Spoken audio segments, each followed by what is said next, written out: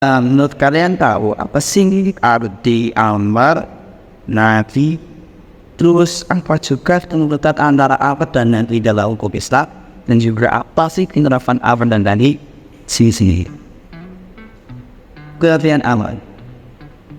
Al-amr itu menurut bahasa dan perintah itu kebalikan dari larangan, yang berarti tuntutan. Sedangkan menurut istilah, sebagian mereka memberitahukan berdasarkan perkataannya, yaitu memulai pekerjaan dengan perkataan pada bentuk yang paling tinggi atau dari atas ke bawah. Al-amru atau khusus yang mengacu kepada perintah untuk berbuat. Ulama usul fikih mengacu kepada perintah untuk berbuat. Ulama usul fikih mendefinisikan al-amru dengan lafal yang mengandung perintah untuk berbuat dari tindak yang lebih tinggi. Berdasarkan definisi kenamaan usul fikih tersebut, apabila perintah untuk melaksanakan suatu perbuatan itu datang dari pihak yang lebih rendah pada yang lebih tinggi atau di atasnya, maka tidak dinamakan al-amru, tetapi bisa bermakna harapan dan doa serta urgensi. Selanjutnya sifat amar. Dalam Al-Quran banyak dijumpai sifat amar yang berbeda-beda. Hal inilah yang menjadi perbincangan para ulama. Ulama sepakat bahwa fi'il amrlah yang bisa dijadikan sebagai sifat amar dan dijadikan acuan sebagai sesuatu yang wajib kalau memerlukan petunjuk. Tetapi ada bentuk lain dari selain fi'il amr yang bisa dipahami sebagai sifat amar, yaitu fi'il mudhari yang disertai lam am. Dan ada juga sifat amar itu dijumpai dalam bentuk jumlah khobariyah yang dimaksud di dalamnya bukan hanya sekedar memberi kabar, tetapi adalah perintah. Selanjutnya tindakan amar. Pertama, amar menunjukkan wajib kecuali ada hal atau petunjuk yang membatalkannya. Menurut pendapat jumhur, apabila amar tidak disertai dengan petunjuk atau penjelasan yang memberinya makna kekhususan, maka itu berfaedah wajib. Yang kedua, adanya amar atas sesuatu mengharuskan larangan atas kebalikannya. Hal ini karena tidak mungkin menjalankan perintah dengan sempurna kecuali dengan meninggalkan lawannya. Ulama sepakat perintah untuk melakukan sesuatu yang menyatakan larangan untuk melakukan yang sebaliknya. Yang ketiga, amar mengharuskan dikerjakan segera kecuali ada petunjuk setiap lafaz amar yang datang dari syar'i, maka diharuskan menyegerakan pelaksanaannya. Dalam hal ini, sekelompok ulama membaginya menjadi dua, yaitu perintah yang berkaitan dengan waktu, maka boleh kapan saja asal dilaksanakan. Dan yang kedua, perintah yang tidak terkait dengan waktu, yaitu waktunya ditentukan oleh Allah Subhanahu wa Ta'ala. Yang keempat, penggunaan amar yang berhubungan dengan syarat atau sifat yang mengandung arti secara berulang. Jumhur ulama berpendapat bahwa hal ini hanya dapat ditentukan menurut kerangka indikasi-indikasi yang memang menentukan bahwa diulang-ulangnya pelaksanaan perintah itu adalah wajib. Namun demikian, apabila tidak terdapat indikasi seperti itu, maka syarat minimal perintah itu dipenuhinya sekali. Kelima, amar yang datang setelah adanya larangan hukumnya seperti semula. Dalam beberapa ayat Al-Quran terdapat lafaz amar yang terletak sudah adanya larangan atau amr fa'da nafi, yang berarti disuruh melakukan perbuatan yang sebelumnya dilarang melakukannya. Keenam, amar yang terdapat pada pertanyaan atau yang boleh maka hukumnya boleh. Perintah setelah minta izin dan pada dasarnya sama seperti kaidah perintah setelah larangan, yaitu tidak membenarkan wajib. Karena minta izin dan larangan keduanya adalah merupakan koordinat untuk berpaling dari tindak wajib kepada makna yang lain. Ketujuh, perintah itu tergantung pada nama apakah hal itu adalah menuntut pada peringkasan. Makna dari kaidah ini adalah sesungguhnya jika hukum disandarkan pada ini atau keseluruhan dan bagian-bagian itu sepadan atau sama, baik dalam tinggi rendahnya ataupun banyak sedikitnya. Kedelapan, amar dengan induk yang berbeda, maka boleh memilih pada dasarnya lafaz amar menuntut suatu perbuatan tertentu untuk dilaksanakan. Namun ada lafaz amar yang menuntut untuk melakukan salah satu di antara beberapa alternatif perbuatan yang disebutkan dalam nas yang dimaksud. Amar seperti itu disebut mukhayyar atau dalam bentuk pilihan.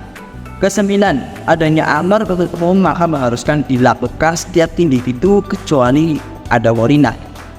Dan yang ke-10, amar yang ada dalam Al-Quran bisa diarahkan kepada orang yang tidak masuk di dalamnya, tetapi yang lain terkena hukum amar itu. Dan ada juga yang diarahkan kepada orang yang masuk di dalamnya dan merupakan amar bentuk orang tersebut juga. Ya, selanjutnya penerapan amar dalam menentukan hukum Islam. Terlepas dari pendapat itu, bahwa ketika ada amar, maka itu bisa menunjukkan beberapa kemungkinan makna karena adanya petunjuk-petunjuk atau penjelasan. Di antaranya adalah satu, untuk hukum pun atau sunnah, artinya amar yang ada bukan untuk wajib.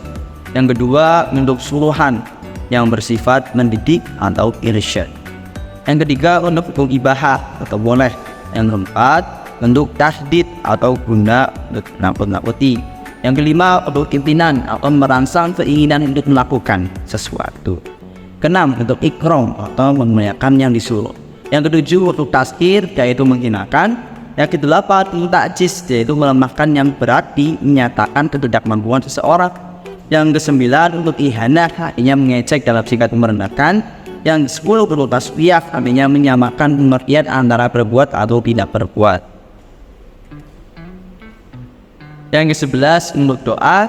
Yang ke-12, untuk tamandi, yang berarti menghangatkan sesuatu yang tidak akan terjadi. Yang ke-13, untuk ikhtibar, artinya menganggap enteng terhadap yang disuruh. Yang ke-14, untuk takwid dalam arti penciptaan. Yang ke-15, untuk takhir, artinya memberi perintah. Baik, yang selanjutnya yaitu pengertian nahi. An-nahyu asal katanya nun, ha, dan ya.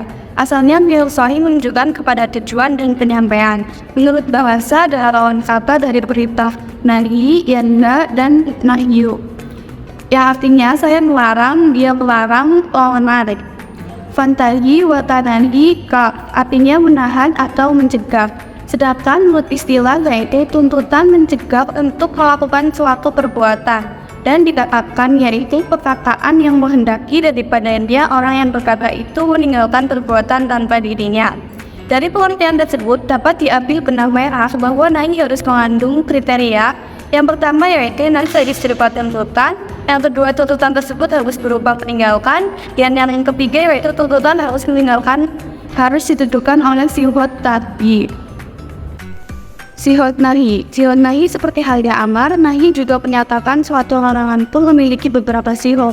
Yang pertama yaitu bentuk tipikal dari larangan dalam bahasa Arab adalah dengan menggunakan fi'il mudhari yang didahului dengan ham nahi. Yang kedua dengan sifat fi'il amar yang menunjukkan larangan. Yang ketiga dengan lafaz nahi, dan yang keempat larangan kadang dikemukakan dalam bentuk pernyataan atau jumlah khobariyah. Tuntutan nahi. Yang pertama, nahi menuntut adanya tahrim, disegerakan dan terus-menerus atau selamanya.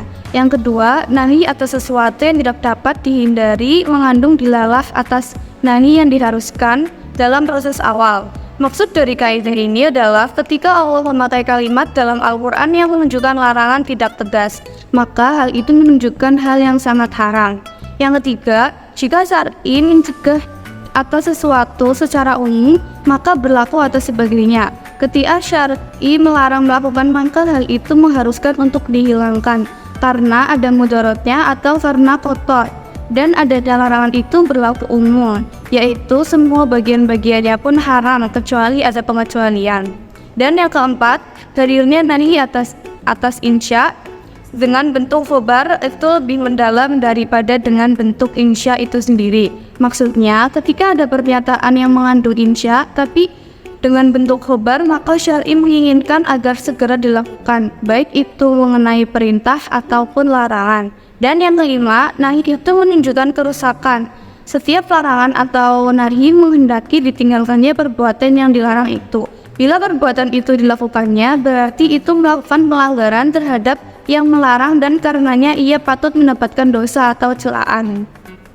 Penerapan nahi dalam hukum Islam. Larangan seperti halnya perintah membawa berbagai variasi makna. Meskipun makna pokok dari nahi adalah menunjukkan suatu yang haram, tetapi kadangkala keluar dari makna asal karena ada petunjuk yang menunjukkan tidak hanya menunjukkan keharaman, tetapi juga beberapa makna, seperti yang pertama untuk makruh atau ketercelaan, yang kedua untuk mendidik atau tuntutan, yang ketiga untuk permohonan, yang keempat untuk merendahkan, yang kelima untuk penjelasan akibat, dan yang terakhir untuk keputusasaan. Tuntunan amar dan nahi terhadap pemahaman perintah. Ulama usul juga berbeda pendapat tentang petunjuk dan tuntunan pemahamannya. Kalau ulama mengatakan bahwa tidak perlu pengulangan Dengan kata lain, tuntutan dan perintah tidak mengandung perintah. Apakah harus dikerjakan satu hari atau beberapa hari? Kaidahnya adalah pada dasarnya amalan itu tidak mengandung tuntutan beberapa hari. Contohnya adalah menghubungkan perintah penduduk dengan pelaksanaan sholat. Kelompok yang kedua, pelanggan bahwa amalan itu mengendaki pengulangan. Kaidahnya adalah pada dasarnya perintah itu mengandung tuntutan pengulangan. Untuk selama-lamanya, gimana mungkin pengulangan amal ini dilihat dari keberlangsungannya secara terus-menerus seperti hanya dari yang juga berlangsung terus-menerus. Yaitu penjelasan tadi mengenai pengertian amar dan nahi, tuntutan antara amar dan nahi dalam pengulangan perintah, dan juga penerapan amar dan nahi dalam menentukan Islam.